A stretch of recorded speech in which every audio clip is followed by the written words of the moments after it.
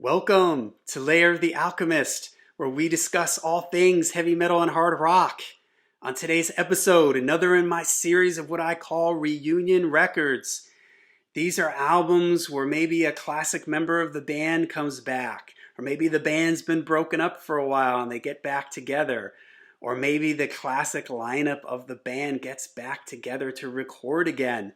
So, the album that I've picked for today is from Deep Purple in their 1984 MkII lineup reunion album Perfect Strangers. This was the 11th studio album from Deep Purple, and it was their first studio album in over 9 years. And it was the first album in 11 years to feature the classic MkII lineup of the band, the lineup of the band that I considered to be the essential lineup, my favorite lineup of the band. And that featured Ian Gillan on vocals. Ian had just came out of singing for Black Sabbath and done their Born Again album. Ian had also had a solo career in the late 70s. His last album with Deep Purple was Who Do We Think We Are? Ian gets let go, leaves from the group. Deep Purple goes on to do Burn and Stormbringer with Glenn Hughes and David Coverdale in the band. And then after Stormbringer, Ritchie Blackmore would leave and form Rainbow. Roger Glover would eventually join Rainbow, so Blackmore and Glover are coming out of Rainbow, their 1983 album Bent Out of Shape. John Lord had spent some time with Whitesnake, and Ian Pace was in the backup band for Gary Moore.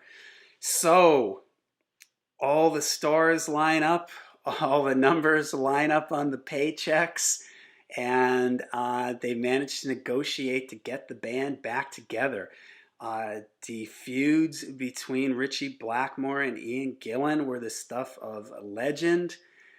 So it must have taken some negotiating and, like I said, probably some nice numbers to get all these guys to get back together.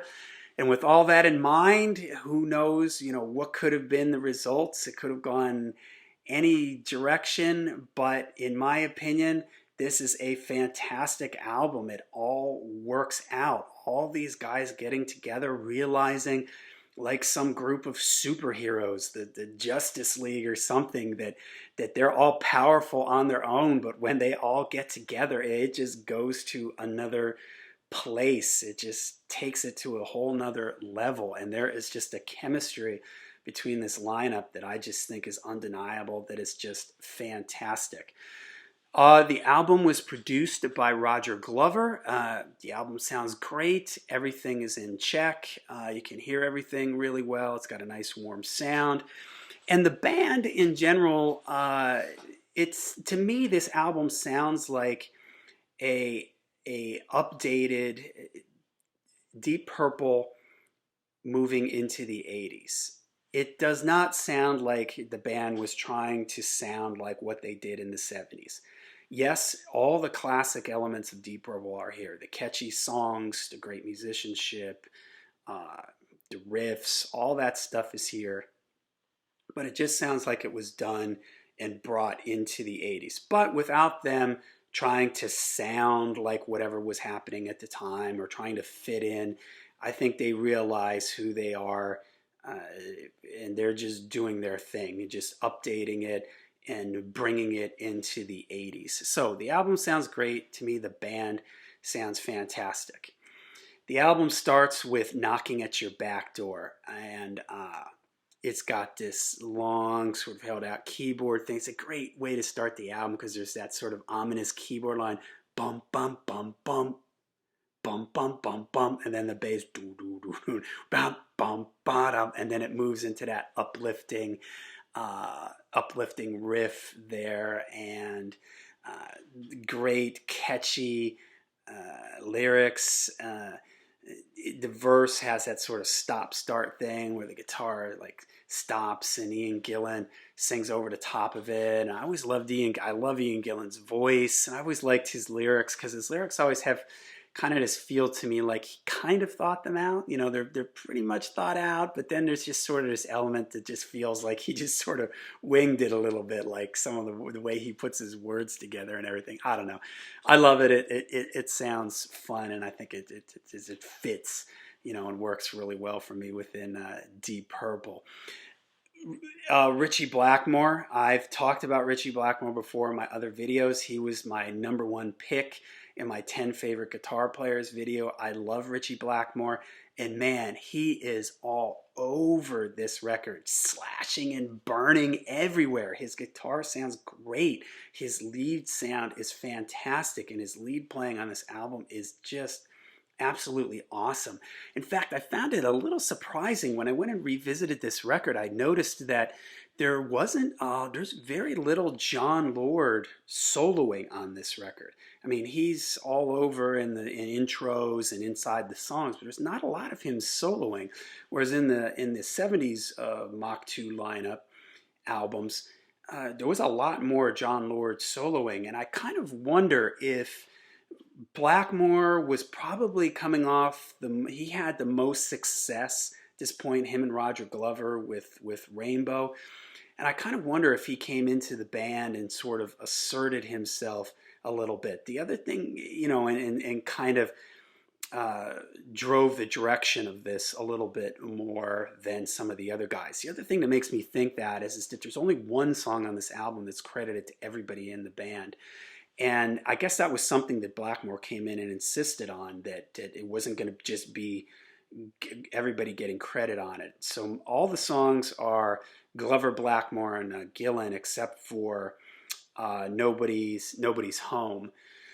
So that also makes me think that I wonder if he just kind of came in and asserted a little bit more control over this. I don't really know, and I'm not complaining because I love Richie Blackmore. And like I said, he sounds great on this album. I love when Richie, he can play bluesy type riffs, but I love it when he goes into the more exotic sounding, modal sounding scales, and he does this all over this record. So Knocking at Your Back Door, just a great way to start the record.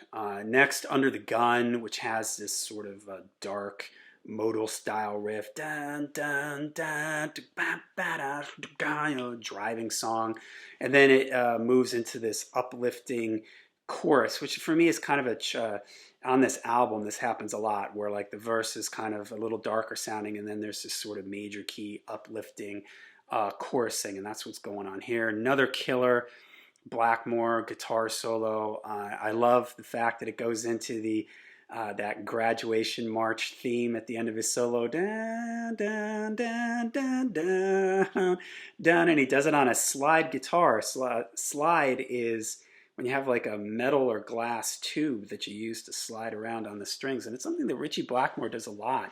It doesn't get talked about a lot in his playing. Not a lot of metal and hard rock guys use the slide guitar the way Richie Blackmore does, and this is a cool example of that, him sort of quoting this classical theme.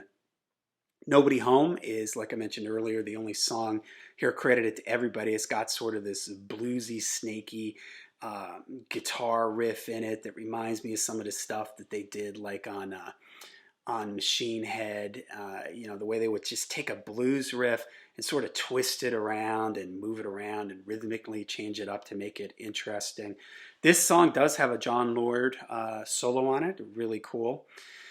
Next, Mean Streak, which is a straight ahead rocker, just kind of a fun rocker, end to end side one. Then side two starts off with the other big song on this record. For me, Knocking at Your Back Door and Perfect Strangers. There are two songs that start the both sides are the big pillars of this record, and I love this song, Perfect Strangers. Oh man, I remember seeing the video for it before I got this record and was like, wow, this is just awesome. It starts off with that big keyboard intro, you know, and then a really big drum sound. Ian Pace, he's a drummer that I mentioned this in my Milestone Moments Machine Head.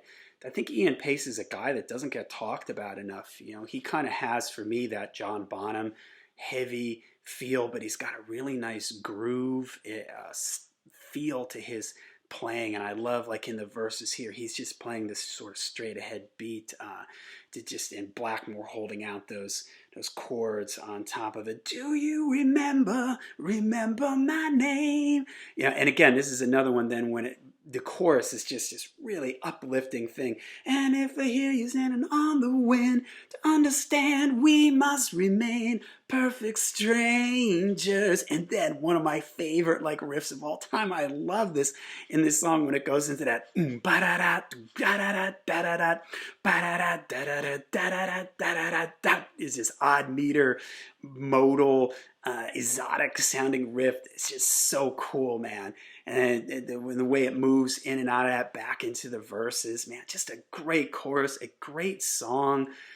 Blackmore's leads amazing on this. John Lord's textures in it. Oh man, one of my favorite hard rock songs of all time. And I love the way the song ends. It goes back to that weird odd meter riff, but it does it in a lower key. Bum, bum, bum, boom, bum, bum, and there's a da da da da da da da da da, and then the keyboards are playing all these sort of like spacey, creepy, atmospheric, long held out notes. Yeah, just a great song, without question. My favorite song on this album.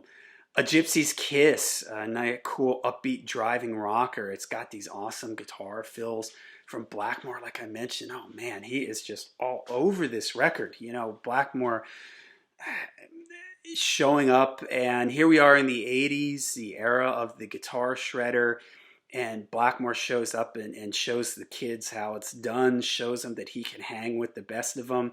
I always loved Ritchie because not only can he shred and burn with the best of them, but he also has a sense of melody and just finesse and taste to his playing that I think is often missing in a lot of the guitar shredder world. So this is just a cool song, and it's got this awesome like part where the keyboard and the guitar are playing like this like classical like melody that they're doubling, and it makes it so cool because they're both playing this melody at the same time, and it's just this intricate like melody that just moves all over, man. Just John Lord, Ritchie Blackmore, the combination of all these guys, like I mentioned earlier, it's sort of like they're just superheroes, and when they're powerful on their own, but when they get together, it just goes into another realm.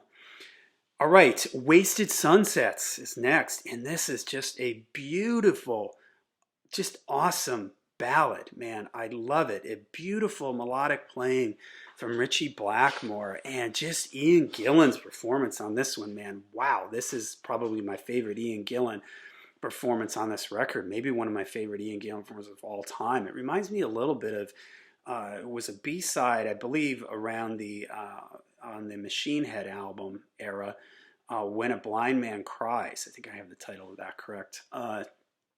And man, when Ian sings like that, just opens up and emotional like that. Just what an amazing singer he is. And this is just a great song.